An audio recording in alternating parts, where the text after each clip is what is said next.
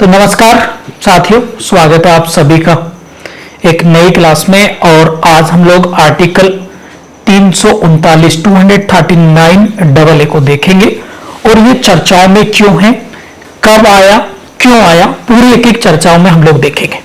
सबसे पहले हम लोग देखेंगे इसको, जो कॉन्स्टिट्यूशन का अमेंडमेंट है, constitution amendment number 69 constitution amendment 69 constitution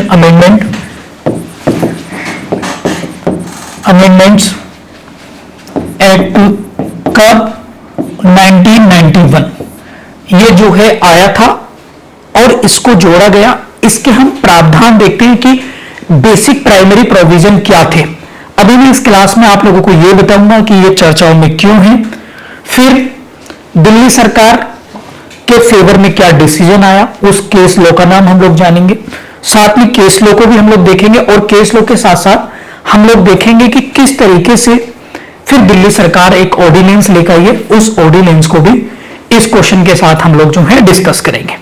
तो जो भी लोग मुझे देख रहे हैं, प्लीज इस साथ के साथ में सिनॉप्सिस बना रहा हूं और आप लोगों के बैच में भी इसको मैं डाल दूंगा, तो आप लोग वहां से इसको रिटन फॉर्मेट में भी प्राप्त कर सकते हैं। सभी को मेरी आवाज आ रही है प्रॉपर? चलिए, तो इसमें क्या प्रावधान किए गए थे इस अमेंडमेंट में, इस अमेंडमेंट में क्या प्रावधान थे, क्या प्रोविजन थे, वो हम लोग जो है एक बार देख लेते हैं। तो प्रोविजंस क्या क्या थे? तो प्रोविजन अगर नंबर 1 देखें तो इन्होंने बताया, इस प्रोविजन में क्या कहा कि दिल्ली, जो दिल्ली है हमारा, नई दिल्ली नहीं, यहां पे कई बार बच्चे गलत कर देते हैं, मुख्य परीक्षा में दिल्ली वर्ड लिखना है आपको। नई दिल्ली तो भारत की राजधानी है, नई दिल्ली नहीं, दिल्ली। दिल्ली जो है वो क्या कर दिया, एक राष्ट्रीय राजधानी क्षेत्र,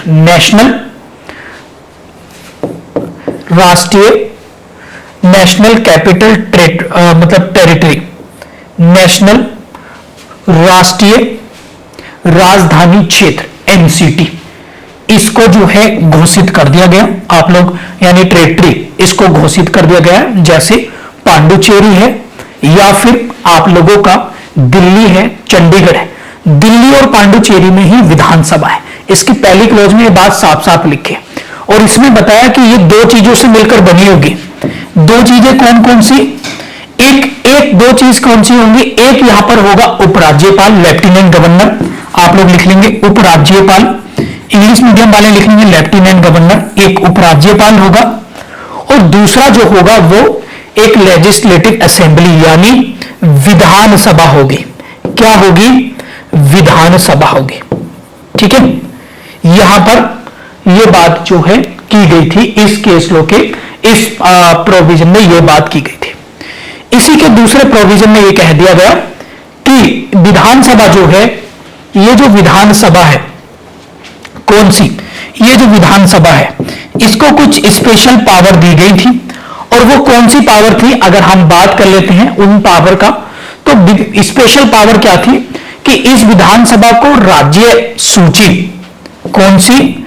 राज्य स्टेट लिस्ट, राज्य सूची का मतलब स्टेट लिस्ट या राज्य सूची, या फिर समवर्ती सूची, संघ सूची, समवर्ती, कॉन्करेंट लिस्ट। ठीक है, कॉन्करेंट लिस्ट पर कानून बनाने का या दिल्ली के किसी विशेष क्षेत्र या पूरे क्षेत्र पर कानून बनाने का अधिकार होगा इस विधानसभा को। और यह विधानसभा की जो है समस्त कानून बनाने की शक्ति किसको दे दी गई? दिल्ली विधानसभा को। लेकिन इसमें नोट डाल दिया गया, एक अपवाद। नोट क्या डाल दिया गया? वो ये कि किसी भी हालत में, किसमें? पुलिस के मैटर पर, पुलिस आप लोग लिख लेंगे, पुलिस में हो गया, या फिर अगर हम बात करें तो सार्वजनिक व्यवस्था, पब्लिक ऑर्डर। सार्वजनिक व्यवस्था मतलब पब्लिक ऑर्डर। इनको मेरे साथ साथ आप नोट कर लीजिएगा भाई, बहुत इंपॉर्टेंट है। Police, public order and land, भूमि, इसके मामले में अधिकार नहीं दिया था, कोई शक्ति विधानसभा को, दिल्ली यूनियन टेरिटरी की लेजिस्लेटिव असेंबली को कोई राइट नहीं था।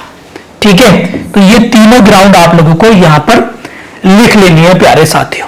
ठीक है, बात क्लियर होगी, किसी को कोई दिक्कत तो नहीं है? जल्दी मुझे बताइए फटाफट से। ठीक है, जल्दी बताइए। अभी हाल ही में क्या हुआ है अगर मैं आप लोगों को बताऊं तो दिल्ली में क्या हुआ है, दिल्ली सरकार और केंद्र सरकार के बीच में पिछले कई वर्षों से तनातनी चल रही है दोनों पक्षों में। दिल्ली सरकार पावर जुरिडिक्शन को लेकर, किसकी क्या पावर है, किसको क्या पावर नहीं है, खासकर लेफ्टिनेंट गवर्नर की जो पोस्ट है, लेफ्टिनेंट गवर्नर को जो पावर दे रखी है, उन पावर्स को दिल्ली सरकार और केंद्र सरकार के बीच में काफी जो है दिक्कत है। और खासकर जो सबसे बड़ा इशू आ रहा है, सबसे बड़ा एक इशू आ रहा है इस सेकंड, यानी जो पब्लिक ऑर्डर वाली चीजें हैं, ठीक है, पब्लिक ऑर्डर वाली जो चीजें हैं, इस पर सबसे बड़ी चीज यहां पर दिक्कत आ रही है। ठीक है, इसी को लेकर पहले और अब तक अड़चनें चल रही थी, लेकिन अभी क्या है, एक सुप्रीम कोर्ट का ये केस ला आप लोगों के मेंस में आ सकता है, वो आ सकता है गवर्नमेंट ऑफ एनसीटी। आप लोग लिखेंगे सारे बच्चे, government of NCT of Delhi, government of NCT of Delhi versus union of India, union of India 2023 का ये केस है। और इस केस में डीवाई चंद्रचूड़ जो है वो उन्हीं की अध्यक्षता में इस केस का डिसीजन जो है दिया गया था। इस केस में क्या हुआ है, इस केस में मैं अगर मोटे तौर से बताऊं एज ए एग्जाम के कंटेस्ट से, तो अब कोई भी बात, यानी इन तीनों को छोड़कर कोई भी बात पूरी तरीके से क्लियर कट कर दिया है। कोई भी बात अब क्या होगी कि अब जो आपका उपराज्यपाल है, उपराज्यपाल अब लेफ्टिनेंट गवर्नर साहब बाउंड होंगे, बाध्य होंगे। क्या बाध्य होंगे? किसके लिए? जो दिल्ली स्टेट की लेजिस्लेटिव असेंबली है, यानी दिल्ली की विधानसभा है, उसकी जो मंत्री परिषद है, मिनिस्टर्स काउंसिल है, उसके डिसीजन को मानने के लिए बाध्य होंगे। यानी यहां पर लिख लेंगे बाध्य होंगे, किसमें? यहां पर किसमें? मंत्री परिषद के, मंत्री परिषद मतलब मिनिस्टर्स काउंसिल, मंत्री परिषद के डिसीजन को, निर्णय को मानने के लिए बाध्य होंगे, बाउंड होंगे। ठीक है, lieutenant governor will be bound by ministers of councils, ये आप लोगों को लिख लेना है। ठीक है, सिवाय इन तीनों पर।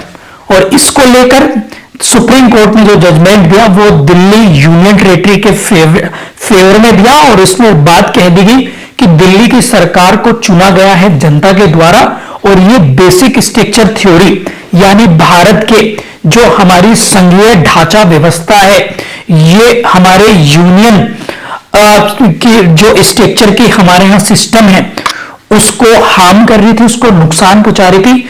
इसलिए पब्लिक ऑर्डर से रिलेटेड जैसे अधिकारियों की नियुक्ति करना, अधिकारियों का अपॉइंटमेंट करना, प्रमोशन करना, उनके मामलों में या फिर बहुत सारे मामलों में, सिवाय एडमिनिस्ट्रेशन एंड पुलिस एंड आपका लैंड के मामले में, अब उपराज्यपाल फाइल्स या सिग्नेचर करने से मना नहीं करेंगे। पहला ऐसा नहीं था, उपराज्यपाल जी को पहले स्पेशल पावर थी कि हर किसी में वो चाहे तो रोक देते थे, परंतु अब चाहकर भी नहीं रोक सकते। बात सबको क्लियर हो गई? एक बार मुझे फटाफट से आप लोग बता दीजिएगा, सारे बच्चे जल्दी बता दीजिएगा, क्लियर हो गया सभी को? चलिए, अब ये तो मैंने आप लोगों को बता दिया कि आर्टिकल 239AA क्या है, लेटेस्ट जजमेंट आपको बता दिया। अब मैं ऑर्डिनेंस आपको बता देता हूं कि अभी जो है केंद्र सरकार क्या, केंद्र सरकार आप लोग लिख लेंगे, केंद्र सरकार क्या लेकर आई है? एक ऑर्डिनेंस लेके आई है। ऑर्डिनेंस क्या लेके आई है? ऑर्डिनेंस। और इस ऑर्डिनेंस में क्या है? ऑर्डिनेंस मतलब अध्यादेश। अध्यादेश किसमें पढ़ते हैं हम लोग? आर्टिकल 123 में। यानी अध्यादेश क्या कहता है?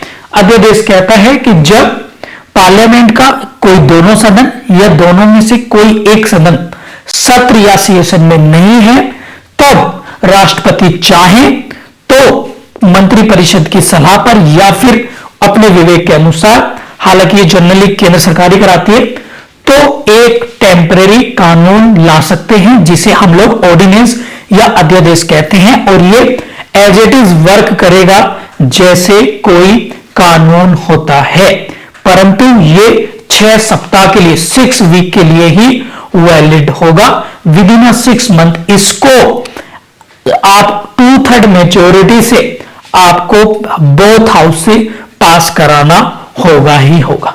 बात क्लियर होगी आप सभी को। और इस ऑर्डिनेंस में जो अभी ये जो आया है, आप अगर हम देखेंगे तो क्या government of NCT Delhi ordinance जो आया है, ठीक है, इसमें क्या हुआ है, इसमें मैं मोटे तौर से कह दूं तो इसमें क्या हुआ है कि जो ए ग्रेड के जो भी ऑफिसर्स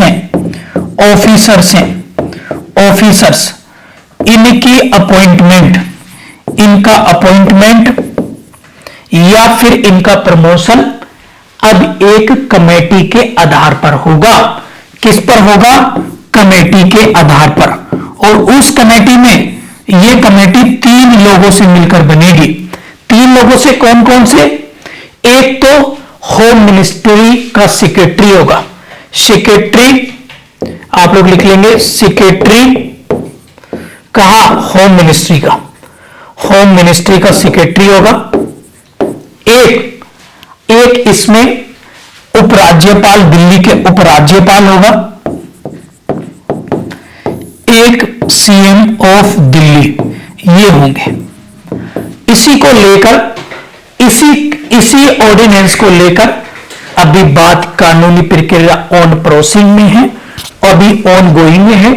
तो ये ऑर्डिनेंस है, एक कमेटी किस लिए? जो ए ग्रेड के ऑफिसर्स हैं उनको यहां पर नियुक्ति, प्रमोशन या यहां पर ट्रांसफर भी लिख लेना, ट्रांसफर इस कमेटी के आधार पर ट्रांसफर होंगे।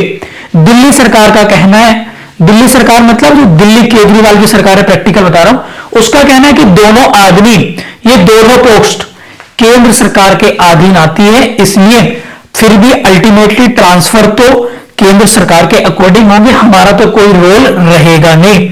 केंद्र सरकार, दिल्ली सरकार इसलिए इस ऑर्डिनेंस का अपोज कर रही है, विरोध कर रही है। किसी और साथी को कोई दिक्कत हो तो प्लीज मुझे बता दीजिएगा कमेंट बॉक्स में। जो भी लोग मुझे लाइव देख रहे हैं, सारी चीजें मैंने आप लोगों को बता दी हैं और बहुत इंपॉर्टेंट है, बहुत ज्यादा इंपॉर्टेंट है, ठीक है। तो ये आप लोग जो है लिख लेंगे पूरी तरीके से, और उम्मीद है कि ये लेक्चर आप लोगों को पसंद आ गया होगा और एक एक टॉपिक्स, एक एक चीजें आप लोगों को इसमें क्लियर होगी होंगी।